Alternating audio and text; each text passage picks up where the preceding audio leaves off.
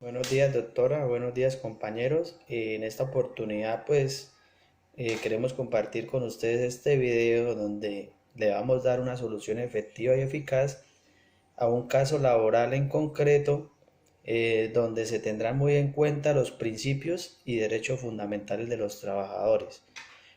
Nuestro grupo está conformado por Diego David Castro, María Fernanda Manosalva, Eduard Calderón y quienes hablan, Cristian Martínez. El caso en concreto como tal es el siguiente. Juan ha prestado sus servicios como auxiliar contable de la inmobiliaria Coquitos S.A. Lleva trabajando desde el 22 de febrero de 2019 en esta empresa como un contrato de término fijo con duración de un año y devenga como salario la suma de 3.500.000.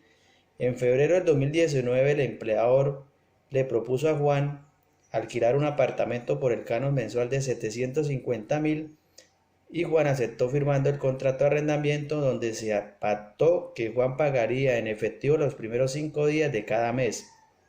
Además, que este contrato prestaba mérito ejecutivo y que Juan autorizaba a autorizaba resolver ante un tribunal de arbitramiento si se presentaba algún conflicto, el cual el trabajador en la fecha actual lleva como 5 meses de canon de arrendamiento sin pagar. Debido a esto, el empleador decide descontarle de su salario de forma proporcional el valor de estos 5 meses. Pues teniendo en cuenta el caso concreto como tal, pues les queremos demostrar la manera inadecuada de que el empleador, en este caso Coquitos S.A., realiza el descuento salarial al trabajador Juan, pues sin tener en cuenta pues el contrato de arrendamiento, el cual presentaba un mérito ejecutivo y pues en el caso el conflicto se resolvería ante un tribunal de arbitramiento. Pues con base en lo antes mencionado, pues tendremos muy en cuenta como fundamentos de derecho algunas leyes y jurisprudencias que se tienen en nuestro Estado colombiano para defender los derechos fundamentales de los trabajadores. En el Código Sustantivo del Trabajo, en el artículo 149, son descuentos prohibidos. Dice, el empleador no puede deducir, retener o compensar suma alguna del salario sin una orden escrita por el trabajador. Este empleador no le puede hacer descuento de ninguna clase a este trabajador. ¿Por qué? Porque no está autorizado por un mandamiento judicial o por tal el trabajador no tiene una orden escrita de que le hagan el descuento del salario. En el numeral 2 del mismo artículo tampoco se puede afectar la retención o deducción sin un mandamiento judicial, aunque exista orden escrita por el trabajador, cuando quiera que se afecte el salario mínimo legal convencional o a la parte del salario declarada embargable por la ley. Esta no puede ser embargable ni retenida por el empleador porque él tiene su derecho a su salario de trabajador. En el artículo 150 son permitidos los descuentos y retenciones por concepto de cuotas sindicales y de cooperativas o cajas de ahorro, que estas son autorizadas de forma legal. Las cuotas con destino al seguro social obligatorio y de sanciones disciplinarias impuestas de conformidad con el reglamento del trabajo debidamente aprobados. En el artículo 151 dice autorización especial. El empleador y su trabajador podrán acordar por escrito el otorgamiento de préstamos, anticipos, deducciones y retenciones o compensaciones del salario, señalando la cuota objeto de deducción o de alguna compensación para el pago de la deuda o acordar un tiempo estipulado para hacer tal cancelación de la deuda sin descontarle sin su consentimiento el salario del trabajador. En el artículo 152 dice préstamos para vivienda. En los convenios para financiación de viviendas para el trabajador pueden estipularse que el empleador prestamista quede autorizado para retener el salario de sus trabajadores deudores de las cuotas que se acuerden o que se prevean en los planos respectivos como abono a intereses y al capital de la deuda que contraería en adquisición sobre su casa o su vivienda, que hagan los descuentos. Bueno, continuando con la dinámica del análisis del caso planteado por la docente, procederemos a basar nuestra defensa o intervención en la protección del empleado, ¿sí? La persona más vulnerable en esta relación, ¿sí? Pues sin antes mencionarles que nos vamos a basar en principios, jurisprudencia, tratados y leyes aplicables al caso.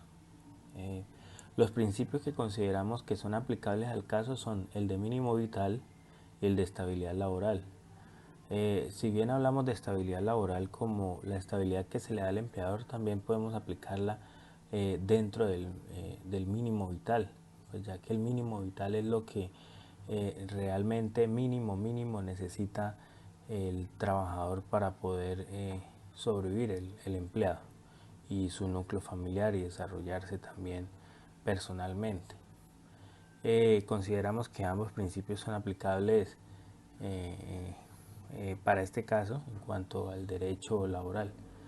La jurisprudencia que encontramos fue la sentencia T716 del 2007, ¿sí? Que nos habla de una señora que le estaban cobrando los empleadores por unas pertenencias, unas cosas que se habían perdido en el lugar del trabajo, en donde la Corte manifiesta que pues no se les debe descontar de esa forma, ¿sí?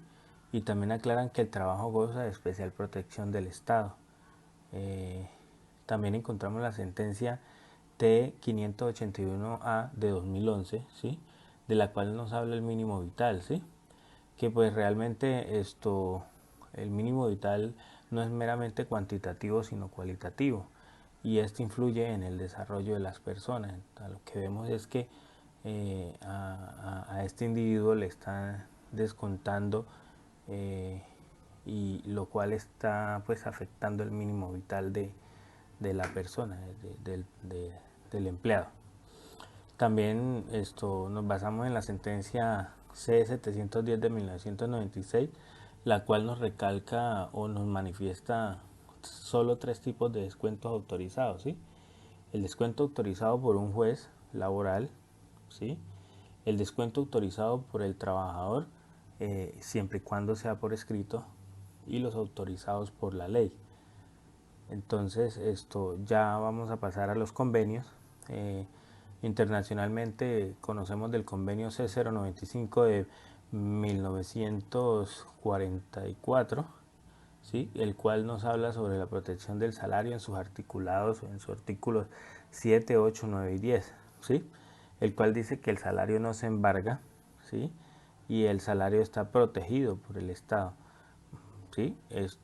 Pues, si el trabajador lo manifiesta, esto quizás se pueda descontar, porque ya que el salario es utilizado como mantenimiento de él y de su familia.